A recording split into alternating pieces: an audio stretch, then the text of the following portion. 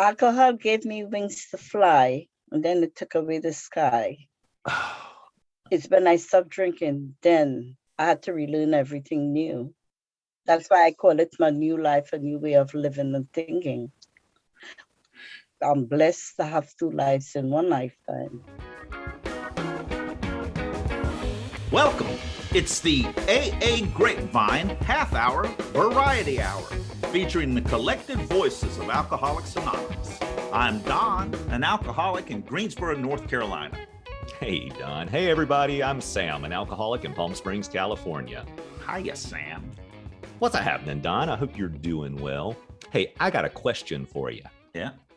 What is something you heard early on in AA that is pivotal in your recovery ever since? Something that you share with others in meetings? Ooh. One of those things that really knocked me for a loop. I was at a men's meeting on Saturday morning, and there was a new guy who had gotten out of treatment and had gone back living with his wife. This was in the wintertime. It was a cold December morning. This guy shared, I've had it with my wife. I just don't think I can live with her anymore. I just can't take it because of this and this and this that she does, and she doesn't understand me. And he finished his rant. Walter was the first one to speak. And he said, you know, you can take that self-righteous anger, that justifiable rage, that superiority, take that and wrap it up in a nice tight ball and clutch it right here close to your chest, because that's what you're going to be sleeping with this winter. That's a doozy. Oh man, it was just so vivid. And I come back to it all the time in terms of every time that I get angry or whatever, it's like, what's my part in this? What do I need to look at? Because I'm only hurting myself with these feelings of playing the martyr, the victim. It hurts me. I'm the one who has to suffer. I'm the one who has to face the consequences of it. That's true. I didn't hear Walt say that, but I can hear that with Walt's voice. Oh my gosh, that man had such a booming voice. Yeah. Well, you know, there's something that I heard early on in a meeting that has stuck with me, and I have shared this with a lot of people over the years. And this was at about 3 months into my recovery. I went to a speaker meeting. The guy who was speaking was named Don. Yes, it was you, Don. Oh, it was me. I thought you were telling another Don. What you talked about, it just completely shattered an obstacle that I had for recovery, especially that early on. And it was the word God. You talked about how, you know, when you came in, you got this conception of God or higher power or whatever, but you refused to use the word God. And that it would take you 10 minutes to explain what it was rather than to say the word God. And then one day you just found out it was easier to say God because it didn't matter what other people thought you meant. You knew what you meant. That just knocked that out of the park for me because I really had a problem with that word when I came into these rooms. Yeah. So for me to be able to use the word God as shorthand, knowing that when I say that word, I know what I mean. And it doesn't matter that you know what I mean. Yeah. You make it mean whatever you want to make it mean. And that works beautifully for me. And I heard that from you standing at the podium. So thank you. Wow, that's really incredible, Sam. Yeah, I unattached the word God from the preconceptions that I had of what it meant. And I reattached it to the real thing that happened to me getting sober in AA, the experiences that I had. And it was like trying to describe that was hard, but there was something going on that was bigger than me. And it was just easier to say God instead of the interconnected web of existence to which we are all but a small part, interlaced, affecting each other, and on and on. It's 10 minutes later. Those stories that you hear sometimes can have the strongest effect. I heard somebody from the podium say that he went to Los Angeles. He had always gone drunk to this lawyers convention in Los Angeles. It was his first year and he didn't think he could do it. And the sponsor said, you can do it if you call me, you pray, you do all the things that AA asks you to do. You'll be able to do this thing that was part of his profession. He had always gone there, gotten drunk, gotten involved with a bunch of prostitutes and all kinds of trouble. He came back. He said, he walked off of the airplane and a sponsor was there. And he said, I made it sober. I managed not to drink the whole time. I did it. And his sponsor said, you had nothing to do with it. It was God. And I took that from that speaker meeting and have used it ever since to realize I need to surrender. I'm not the one who's keeping me sober. I mean, it's the fundamental of the first step. I'm powerless. And to be able to really take that in, hearing that guy tell that story really helped me. I love that. That's fantastic. You know, there's all kinds of tools that are made available to us in the rooms. And, you know, a lot of them are the shared tools that we all get, you know, our steps and our traditions and the literature. But some of them are the stories and the interactions that we have with people, the things that we learn from other people who are on this journey. Which is what the Grapevine is. It is. All the stories that people share, we can learn from them, as I do, and as we're going to today. Absolutely. You know, in the January issue of the Grapevine, members share about the tools that helped them when they were new. And today we're talking to Peggy about her story in this month's Grapevine magazine. Her article is right in the middle on page 18 of the January 2022 issue.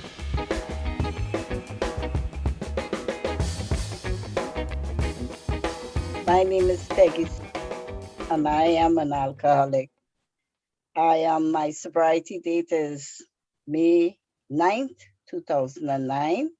My home group is Recovery Hall in Belleville, New Jersey.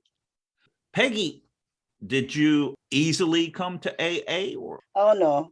What I say before I start to do anything about my recovery is thank my Heavenly Father for catching me when I was really tumbling, free falling down that deep, dark, alcoholic pit. Yeah. And he caught me and brought me to AA. I know about AA, believe it or not, drunk as a skunk. A night after I nearly burned my house down, I happened to see it. I don't know if the TV was looking at me or I was looking at the TV, but I saw an advertisement on TV about the frying pan, the egg. Yes. That's how I know about AA. What's that? I haven't seen that. Yeah, there was an advertisement way back when, about 20 or 30 years ago. I'm from Trinidad in the West Indies. A night I was drunk. I happened to see this advertisement on the television about an egg, a frying pan, and a brain, and saying, this is your brain. And the egg was frying in the frying pan. And somehow that clicked with me. It was an AA advertisement. I have no idea why, to this day, many years later, why I look at that time we used to have yellow pages. Remember those days? Yes. Oh, yeah. Okay. Yellow pages. I remember next day looking in the yellow pages, saw AA, and saw a nice place. Wait a minute. Your house burned down? It nearly burned down. I fell asleep while drunk. And you had seen this advertisement? The next night after the fire, full of remorse and shame. Yes. And disgust. Unmanageability. Oh, to its highest. To its highest. I saw that advertisement and that helped me. That advertisement is what planted the seed. I knew nothing, absolutely nothing about AA. Not because I wasn't around it or had the opportunity to know about it, because I had a very narrow mind, very closed mind. Whatever I believe, that's what I believe. That was my old life. Yes. I call my sobriety my new life, my new way of living and thinking. That's beautiful. I love that you mentioned that when you walked into an AA meeting and saw the 12 steps. Oh, yeah. Talk about that for a moment, please. Oh, well, the first time I went to rehab, I made that decision that I could control the drinking. In the AA, I heard that when you try to control the drinking, you already lost control. Yeah. My second time in the rehab, that's where I was very on the early stage of a wet brain. And that's where I started to hear things piece by piece on piece. On the second week I was in rehab, I saw the steps for the first time.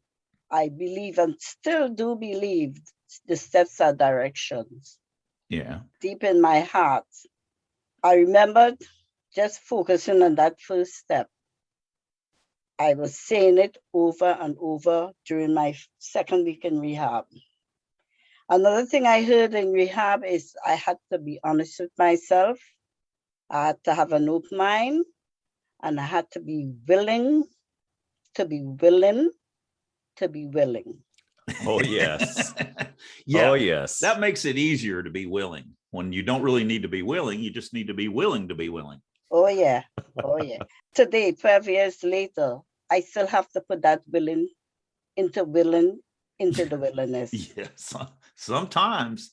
It's Oh, true. yeah. My willingness waxes and wanes. And so, yeah. I was having coffee with a newcomer yesterday. One of the things that we chatted about was rarely is there a day that I pick up every tool. And some days I pick up a lot of them and use them. And some days I can only pick up one or two. But one of the things that has worked for me is that I wind up picking up something every day. And that gets me through the day. That's what I had to do. So you got into treatment, you burned your house down, or you caught your house on fire. I want it to burn. You're just down a little into hyperbole there, aren't you, Don? I nearly burned the house down. Okay, you nearly burned the house down. And you went to the treatment center. That wasn't your first time, and you surrendered. No, the second time is when I got the willingness. The first time I made a decision to control my drinking. You learned that you had a control problem. Oh, yeah. Or a lack of control problem. Oh, yeah. That's a good thing to focus on, because it is continually failing at trying to control my drinking that made me successful in AA. Yes. Isn't that true? That's so true. I came up with the bright idea that to stop drinking rum straight out of the bottle, start drinking wine in nice fancy glasses. Oh, I love that experiment. Wine. I did that experiment. It's expensive. Oh, yeah. Did you drink it with your pinky sticking out? Oh, I tried it. Drink it with your pinky sticking out, drink it, sipping it. But I always gulp it. I can't remember when I changed from drinking in the expensive glass back to straight out of the bottle. When I did the second time, my granddaughter caught me after a nice dinner party we had at home. And what she said to me today, I would never forget. Grandma, why you have to hide in your bedroom to drink alcohol? Wow. I've never felt so shame in my life. Never. I still do feel shame, although I've been through the steps. But I'm glad I'm still feeling shame. Yeah, there's some things that I did that I should be ashamed of. Yeah. But the beauty of the steps and AA is that I can turn that into helping other people. Exactly. That's what I try to do. Well, and just like sharing it here. There's a line in the big book on page 417. It's 9 words. It said, absolutely nothing in God's word happened by mistake. And today I truly believe that. Mm-hmm. Hey, you've done a little bit of travel, haven't you? Oh, yeah, I love traveling. What's been your experience with AA when you travel? Oh, one of the things I heard in rehab my second time is that I had to follow good orderly directions. And one of the instructions I heard is whenever I go somewhere new to call GSO. And that's what I've been doing anywhere I do travel, even at my homeland. You moved from Trinidad to... Yes, I relocated from Trinidad 41 years ago. Yeah, 41 years ago, and came to United States to live. That's an enormous culture change. Oh, definitely. The money was different. The food was different. Even my husband was different. Everything was different. Everything was different. But you were sober? It's only 12 years ago I know about the program. I came from Trinidad. Trinidad in the West Indies, where I was born, is the land of steel band music and calypso. We party for good times, bad times, happy times, anytime. I use alcohol for everything. I even use it as medicine. Oh, yeah. Yeah. So I when I came here, that's what I did. I used alcohol for everything. So it was my comfort. Yes. Yeah. Well, alcohol is a comfort until it quits being so. I mean, it certainly worked for me for many years as a solution to my problems. That's why I continued to drink so long. Until it stopped working. Until it stopped working. But unfortunately, that I'm wired as such to think that if I don't keep this treatment, if I don't continue to take care of my sobriety, my brain is going to go back to that alcohol is a solution. So I need to do the things that I do. And especially when I travel, you mentioned that when you went back to your homeland for the first time in sobriety, what was that like? The first time I went back was for a funeral. On the same day I landed there, the country had a state of emergency. And I was like a prisoner, just a funeral and no meetings. It was a bad experience. The second time I went back to Trinidad was for my nieces. I have one niece. Wedding. And it also was the 50th anniversary of our country's independence. It was a double celebration. I'm so grateful. I heard that I had to follow good or lead direction. And this old timer, oh dear, I believe in I don't call them old timers. I call them long timers. Long timers. I like that. He said to me when I get there to call GSO, which I did. I called this nice young lady. Her name is Sati. She called me and she took me around to meetings. And that saved my life because I know I would have surely drink again. My emotions were so high. That happiness. And to make it worse, none of my family is in the program. Right. So you found that support of our fellowship there. Yeah. And you know, I've gotten to do some travel in my sobriety, and it is amazing how we show up for each other wherever we are. It is. My next experience traveling that is memorable to me is in 2018. My only granddaughter, the same granddaughter who caught me in my bedroom drinking. But she decided to get married in Aruba. And this traveling experience, as I got there was party all around. And as I mentioned, none of my family is in recovery. They don't have my disease. I am the only one with my disease. I heard that I'm a picker. I'm no longer a cucumber. Oh, yeah. That's what I heard the second time. And also, once you fry an egg, you no longer go back to being a raw egg. Yes. You use the metaphor from the TV commercial. Oh, yeah. You're fried. I hate to say it, Peggy, you're fried. I am.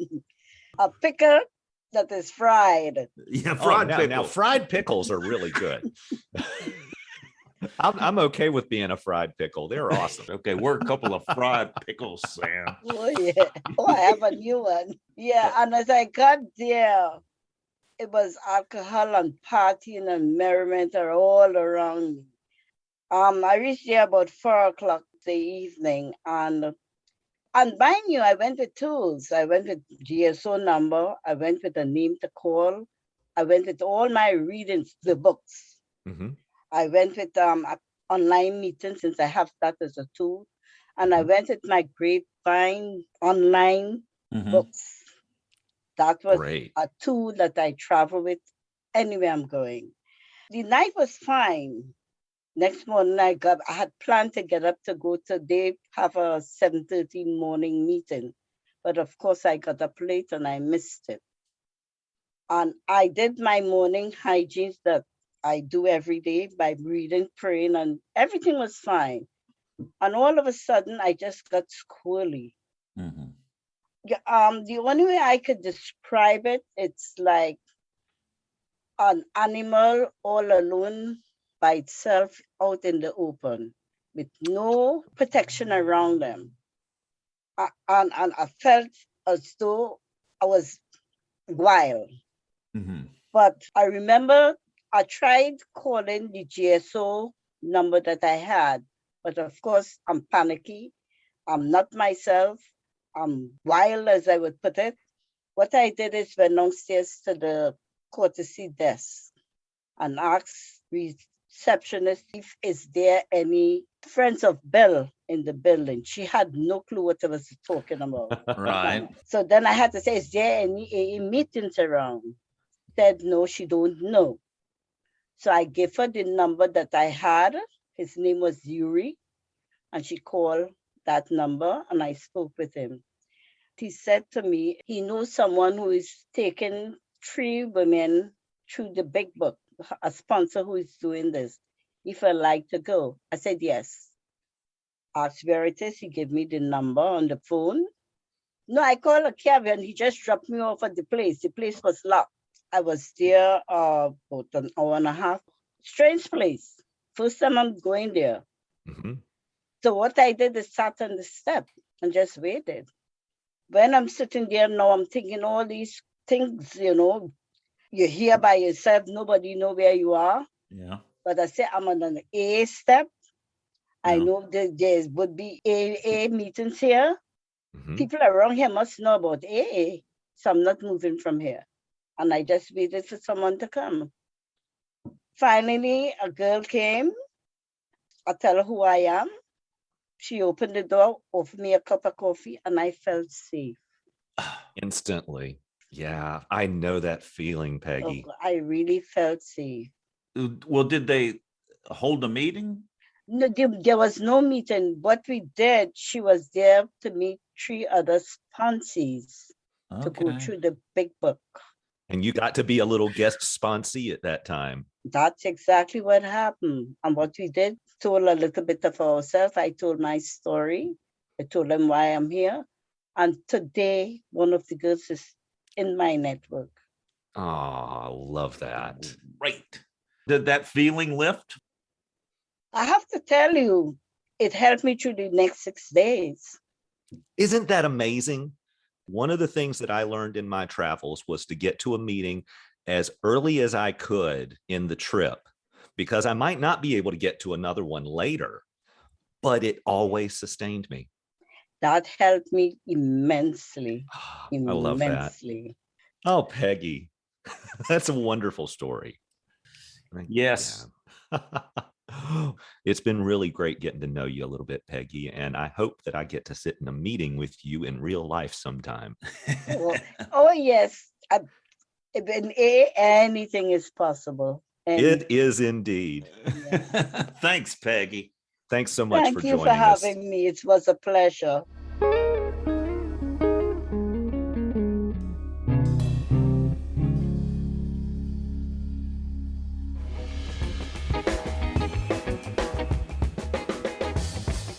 I'm at the very wit's end. Cuckoo. Look who it is, Bill. Hey, folks. I'm glad you finally made it to the clubhouse through all of that snow. We were just talking. What behavior did you change to finally get sober? Kind of like what I did walking over here. Every time I took a step forward, I'd slip 2 steps back. Well, how'd you manage to get here at all? I turned around and went the other way.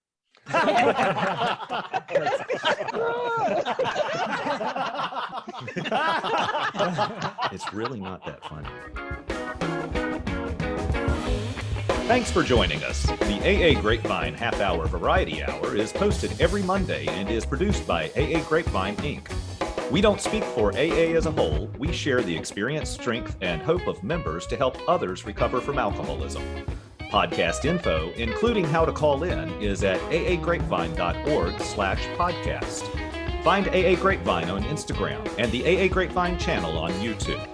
All things Grapevine are available at aagrapevine.org. If you want to know more about AA, Google Alcoholics Anonymous and your city or visit aa.org.